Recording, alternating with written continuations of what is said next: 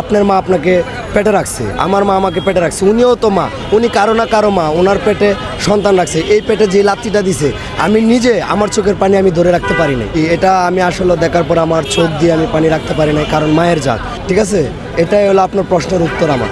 আমি চাই নারীদেরকে আল্লাহ ইসলামের যেই সম্মান দিছে আমরা সবাই নারীদেরকে এই সম্মান দিব ইনশাল্লাহ, এটা আমাদের আশা। ঠিক আছে, আল্লাহ যদি আমাদেরকে কবুল করেন, নারীরা হলো মায়ের জাত, বোনের জাত, সন্তানের জাত, স্ত্রীর জাত, তারা তাদের সম্মান পাবে ইনশাল্লাহ। আশা করি আল্লাহর রসুলসম্মতে ভালো থাকবে।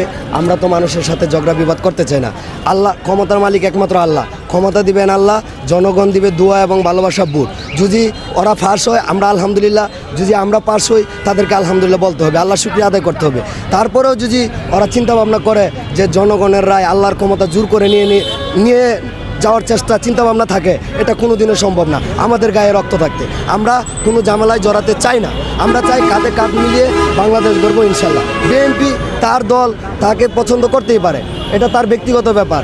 আমি জামাত ইসলাম পছন্দ করি, এটা আমার একান্ত ব্যাপার। আমার তাদের সাথে কোনো বিরোধ, কোনো করার চিন্তাভাবনা নাই। আশা করি আল্লাহর রসের সম্মত যদি থাকে ইনশাল্লাহ সুন্দর পরিবেশে নির্বাচন হবে, সবাই ভোট দিতে পারবে ইনশাল্লাহ।